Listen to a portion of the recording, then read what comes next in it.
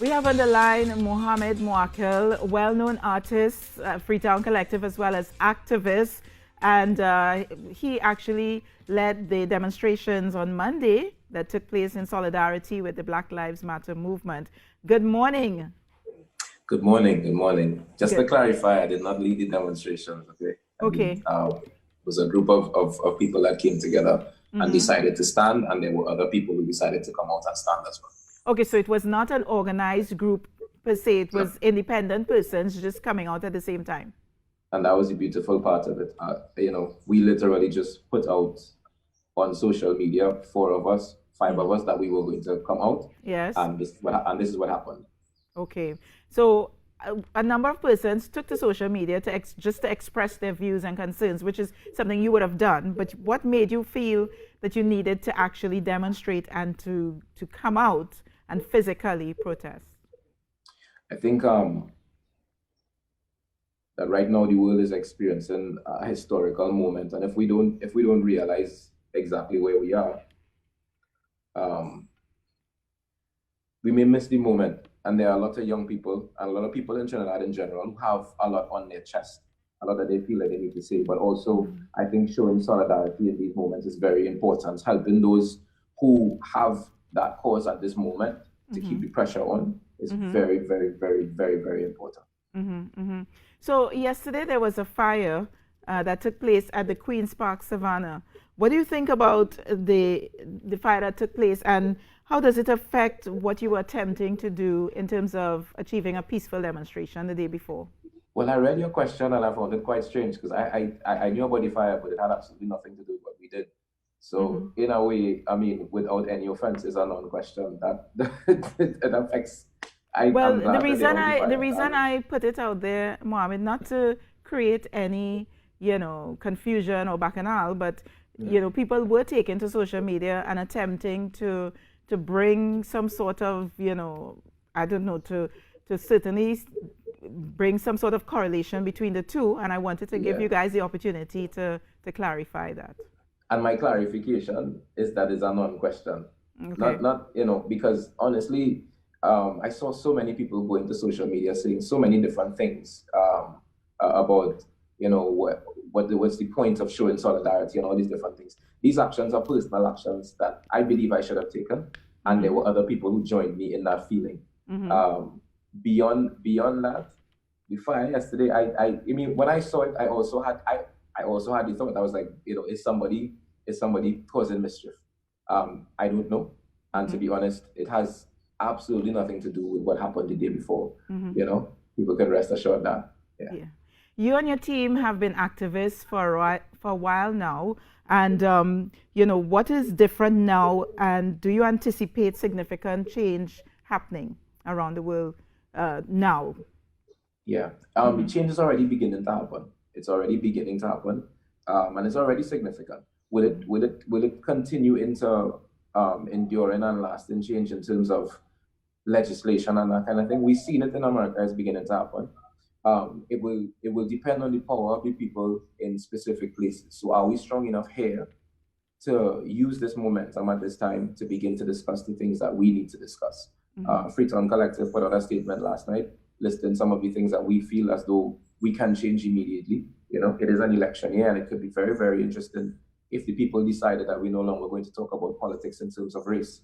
Mm-hmm. If we decided that we're not going to elect anybody who isn't very serious about changing remand law, and not yesterday, but now. People need to, if we decided that we're not going to elect anybody who isn't willing to take a very serious look about how the police deal with the citizenry, and how we interact with each other. Like, there are things that need to be spoken about. Yes. And so, yeah, yeah. And why do you think the world is rallying so much around this particular case? It's not the first time. What do you think is prompting such a global response? It's not the first time, but there was something about, um, we've seen it, but there was something about actually seeing this image of this man being killed, and the way that this white man had his hands in his pocket and did not seem to care at all. Mm-hmm. In a lot of the other videos, there were struggles and people were fighting each other and that kind of stuff. But in this one, they were just very calm and collected. and he just kind of waited. And I think that made a lot of people very, very, very angry. Yes. I know it affected me very deeply. And then when I saw how the world responded as well, and how people sort of localized it and said, we have these issues here, we're going to deal with them on the backs of this. Yeah, I felt compelled to move on what we've been moving on, but now there's some momentum. But we don't necessarily have, we have some of the similar circumstances, but we also have other circumstances, because beyond racism, we're dealing with classism and colorism here in Trinidad and Tobago. How do you weigh in, and what do you think can be done to really move forward in Trinidad and Tobago, having such deep-seated, beliefs and embedded in family, traditions and so on?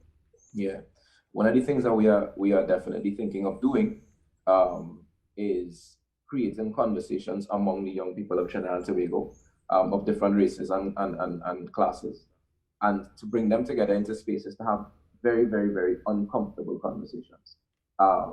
Things that we have not ever spoken about openly. So to have those conversations, have them well filmed and have them put out, so that people can now comment and be a part of that conversation. That's never happened in Trinidad before. In my as far as I know, they may have happened, but they were not filmed, and it wasn't in this time. So for a very long time, the generation hasn't had an opportunity to have this type of conversation. That's one of the things that we want to do. I think if we are brave enough and bold enough to find a way to begin talking to children about race issues from the time they're in primary school, to really find a way to do that, I think is one of the things, because we kind of ignore it, and then children get older, they adopt the ways of their parents, the ways of society.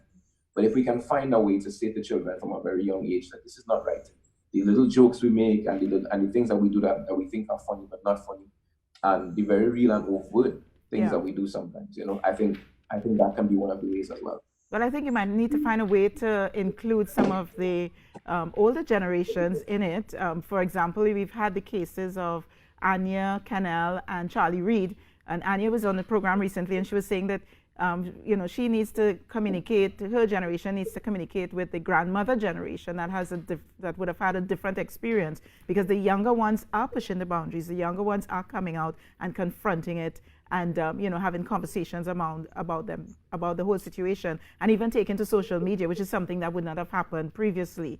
So, what do you think about including persons who are not necessarily of the younger generation, who might be more open to change? Because absolutely, absolutely. And the beautiful thing about all of this is kind of what I started with. I said something, and I said I was going to make a statement, and I went out and I stood up in front of the embassy, and other people came. It's very similar with this for me, in that we may have an idea, but it's not me alone that's going to, So you immediately make that suggestion, and I say, yeah, that sounds good. Yes. I didn't think of that, and so now the idea gets better.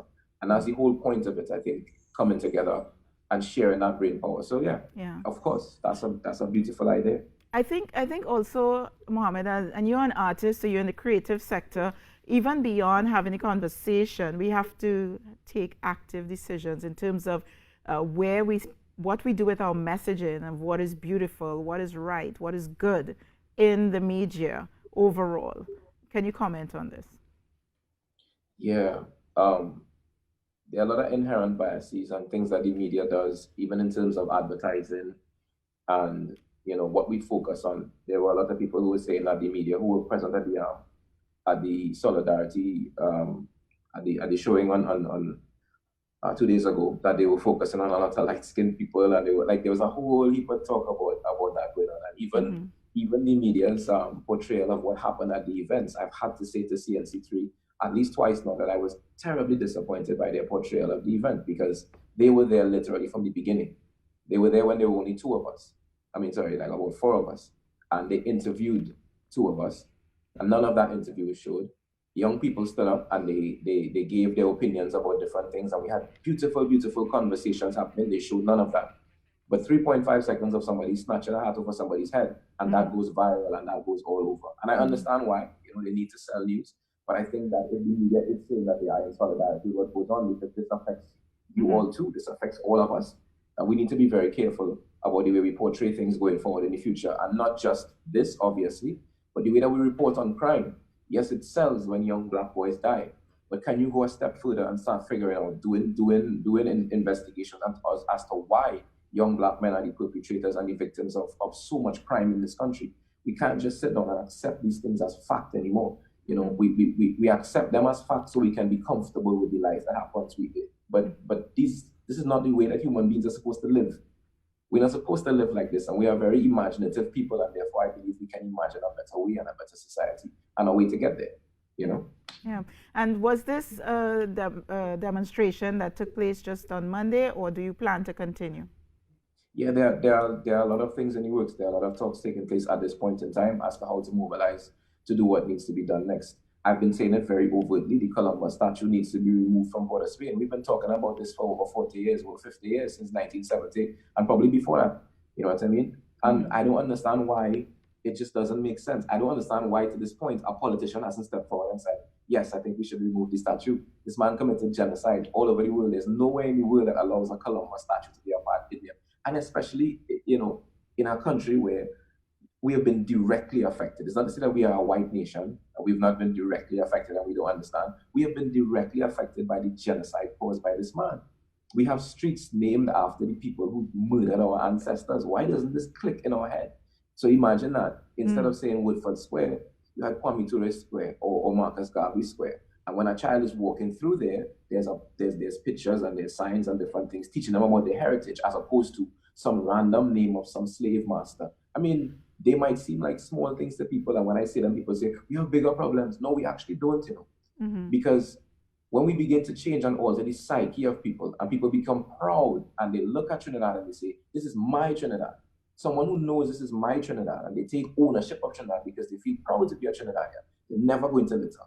They're not going to commit a crime. There are things that they won't do because they know this is my country. Right now, we feel very separate and apart from it because we live in a place that still has all these vestiges of an old world. And we must make a new world to live in, and we must be proud of that world. Yeah.